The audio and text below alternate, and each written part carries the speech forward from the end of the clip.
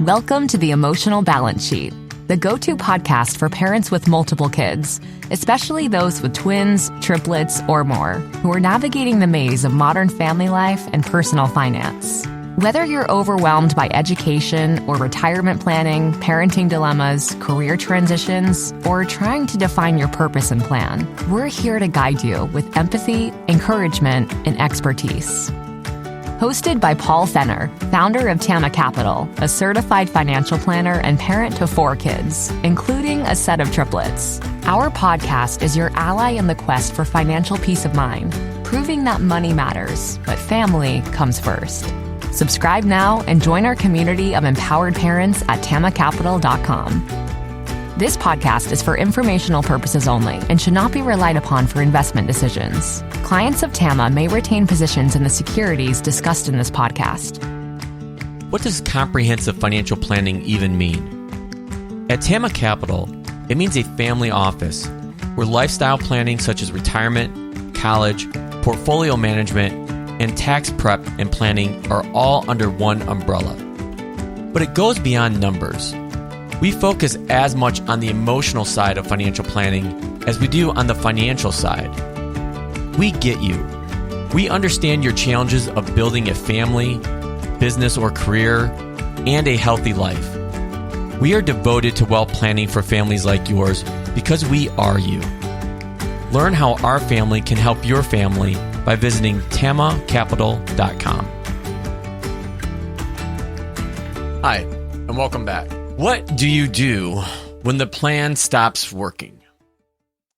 I've been sitting with this question a lot lately, both in my own life and in conversations I've been having frequently with families I work with. And there's a theme I keep coming back to, and it's this. Planning is important, but the most important part of every plan is the plan not going according to plan. It sounds almost contradictory, right? Like, why plan if you're planning for failure? I hear that a lot. But I think there's something really important buried in this theory or theme, especially for those of us trying to raise kids and build a financial foundation at the same time amongst all these competing financial and personal priorities pulling at us. I recently had a conversation with a family. I'll call them the Williamses. They came to me about 5 years ago, and what I would call, they had the perfect plan. 2 incomes, both in stable industries. They mapped out like when they would have their house paid off, how they were maxing out retirement contributions, when they were funding 529s for their 3 kids. It was like a thing of beauty on paper. It's like immaculate. Then about 18 months ago, Sarah, the wife, got diagnosed with like an autoimmune disease condition. She's doing fine. She's managing it. But they had to take a big step back. She had to take a big step back and go to work part-time. That one thing changed everything. And they couldn't predict that at all. And it made their 5-year plan obsolete overnight. And here's what I found really interesting in talking to Sarah. When we sat down to rebuild the plan, Sarah said something that really hit me hard. And she said it was like, I almost am relieved the old plan felt like we were running on a treadmill set by someone else. But now we actually decide what matters to us. This disruption forced a conversation that they had been avoiding for years. What do we actually need versus what's the real priority here and what do we really want? Teresa and I have had our own version of this. I was leaving my corporate career. We had a plan. We were planning on 1 kid and we had triplets.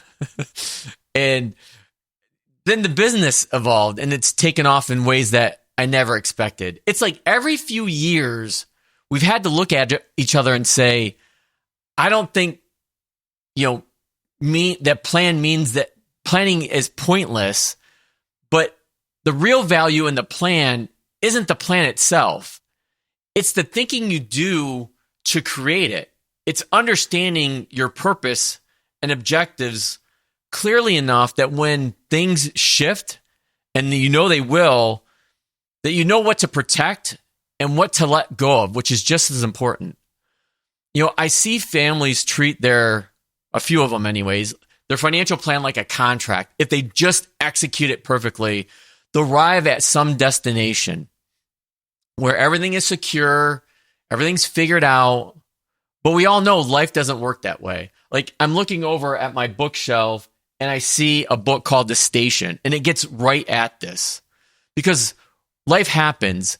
Kids get sick, jobs disappear, markets do unexpected things. In my generation, our parents are needing care sooner than maybe what we thought. Bruce Feiler, who I've had on the show previously, wrote this phenomenal book called Life is in the Transitions. And he calls these events life quakes. And the key to remember about life quakes is that they occur far more frequently than we think. The families who navigate these moments best aren't the ones with the most detailed spreadsheets. They're the ones who built flexibility into their foundation, not their plan. I'm saying their foundation, who they are. They kept some margin. They didn't optimize every dollar towards a single income. And there's this tension here that I think busy parents feel constantly. On one side, you want to be responsible, you want to save aggressively, invest, and protect your family's future, right? It's something we all want to do. We can probably all agree on that. And that all requires planning. But on the other side, deep down, we know we can't control everything. Kids are going to need something that didn't fit into the spending plan. Opportunities will appear that weren't in the spreadsheet. Health, relationships, careers, they have their own timelines. But the answer isn't to stop planning. It's to hold the plans you do make more loosely. And to remember that a plan is a tool, not a destination. To build enough cushion, both financially and emotionally, that when the plan breaks, you don't break with it. And I think about this with my own kids. My triplets are 15 now. Mackenzie's 13. We maybe have, Teresa and I, 3 more years where we're all under one roof together consistently anyways. And I also know that we have plans. Teresa and I have built some plans around this, but we also know that some of these aren't going to come to fruition. Someone's going to get injured. A friendships will implode. A class won't work out. Our job isn't to prevent the disruptions. It's to be steady when they come. So here's what I would ask you to do this week. A consideration, if you will. Look at whatever financial plan you have, whether it's something formalized in a document or just assumptions locked up in your head. Ask yourself, what happens if this plan breaks? Not if, when. And what's the first thing that you would need to change? What would you protect at all costs? And what would you be willing to let go of first? You don't need to write anything down, but here again, just notice where you've been assuming certainty that doesn't actually exist.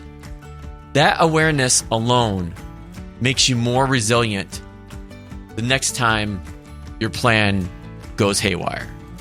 Remember, money is a number, enough is a story. Make sure you're writing your own. Now that you've made it to the end of another great conversation, are you looking for more? If so, head over to tamacapital.com, where you will find all of our conversations. Use the search feature to find the topic or guest you would love to learn more about.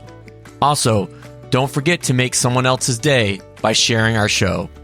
Thank you so much, and we'll see you next time.